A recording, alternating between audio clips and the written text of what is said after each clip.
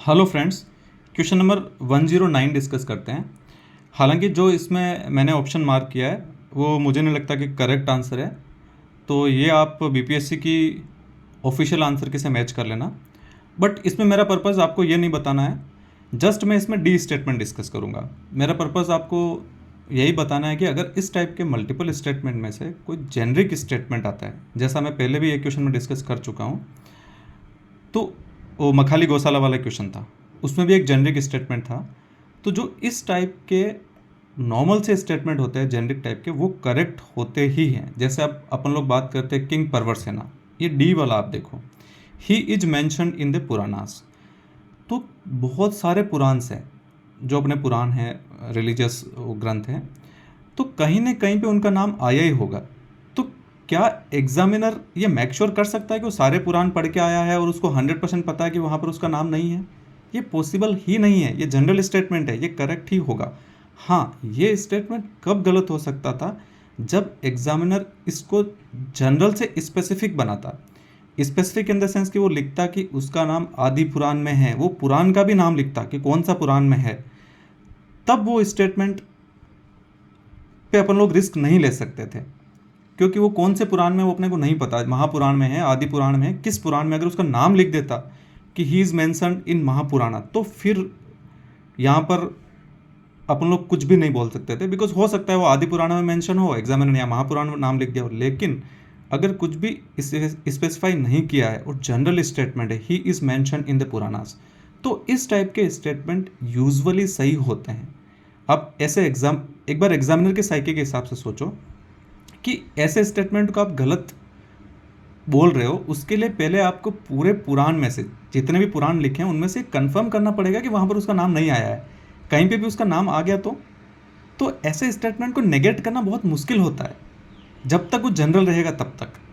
हाँ, अगर उसको स्पेसिफिक बना दिया गया कि ये उस पुराण में आया है, तो फिर वो गलत हो भी सकता है, सही भी हो सकता है, फिर कुछ भी नहीं बोल सकते हैं। लेकिन जब तक स्पेसिफिक नहीं किया गया है, सिंपल सा स्टेटमेंट है, तो फिर वो स्टेटमेंट सही ही होता है। तो मुझे ए सी और उसके ये ए बी स्टेटमेंट के बारे में ज़्यादा आइडिया नहीं था, तो मुझे लगा कि डी स्टेटमेंट करेक्ट है, उस हिसाब से मैंने सी मार्क किया। बट सी इसका गलत आंसर, आई थिंक आप चेक करना ऑफिशियल बीपीएससी के आंसर किसे, इसका आंसर क्या है। बट मैं जस्ट आपको ये बता रहा हूँ कि इस टाइप के जो स्टेटमेंट होते हैं जनरल, वो करेक्ट ही होते हैं। एक क्वेश्चन मैं और डिस्कस कर देता हूँ। क्वेश्चन नंबर 120 ये बोल रहा है कि बजट में 2024-25 वाले बजट में किसको प्रायोरिटीज़ नहीं दिया गया है। अब अपन लोग देखते हैं, एम्प्लॉयमेंट, सस्टेनेबल डेवलपमेंट, कुछ एग्रीकल्चर से रिलेटेड है, कुछ एनर्जी सिक्योरिटी है। तो जिस स्टेज ऑफ डेवलपमेंट पे भी इंडिया है, डेवलपिंग कंट्री है, और आप बजट पढ़ते भी हैं, तो आपको हमेशा पता है कि एम्प्लॉयमेंट एक इशू हमेशा रहता है, तो वो तो डेफिनेटली प्रायोरिटी होगा ही, यूथ से रिलेटेड है। एग्रीकल्चर भी एक बहुत बड़ा इशू होता है फार्मर से रिलेटेड, तो सी भी होगा। अब अपन लोग को बी और डी में से देखना है, sustainable development and energy security.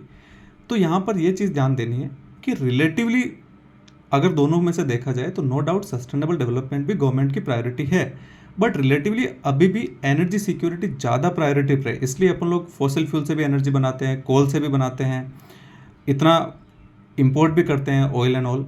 तो एनर्जी सिक्योरिटी भी, और जिस स्टेज ऑफ डेवलपमेंट पे अभी इंडिया है, रैपिडली इकोनॉमी ग्रो कर रही है, तो एनर्जी सिक्योरिटी भी प्रायोरिटी है। तो यहाँ पर रिलेटिवली अगर आपको देखना है ना, तो सस्टेनेबल डेवलपमेंट और एनर्जी सिक्योरिटी में से ज़्यादा प्रायोरिटी एनर्जी सिक्योरिटी पे अपन लोग जाना चाहेंगे। जो डेवलप्ड कंट्री हो गए हैं, वो हो सकता है कि एक पॉइंट के बाद में सस्टेनेबल डेवलपमेंट को ज़्यादा प्रायोरिटी दे। इसका मतलब ये नहीं है कि इंडिया सस्टेनेबल डेवलपमेंट को प्रायोरिटी नहीं दे रहा है, यहाँ पर रिलेटिवली चूज़ करना है। ए में तो आपको पता चल जाएगा, एम्प्लॉयमेंट तो डेफिनेटली प्रायोरिटी होगा, सी में भी पता चल जाएगा, एग्रीकल्चर तो होगा। इसमें से तो नोट बोला है, तो इसमें से तो आंसर नहीं होगा। अब आंसर बी और डी में से हो सकता है, तो दोनों में से एक मार्क करना है। तो यहाँ पर थोड़ा कंफ्यूजन होता है कि सस्टेनेबल डेवलपमेंट को तो गवर्नमेंट प्रमोट कर रही है, बट अब रिलेटिवली चूज करना है दोनों में से, sustainable development and energy security. तो बजट में बहुत ज़्यादा चांस है कि सस्टेनेबल डेवलपमेंट की बजाय एनर्जी सिक्योरिटी पे ज़्यादा फोकस किया गया होगा। यह सोच के मैंने नोट पूछा तो सस्टेनेबल डेवलपमेंट पे मार्क किया, और वही इसका करेक्ट आंसर है। वीडियो देखने के लिए थैंक यू।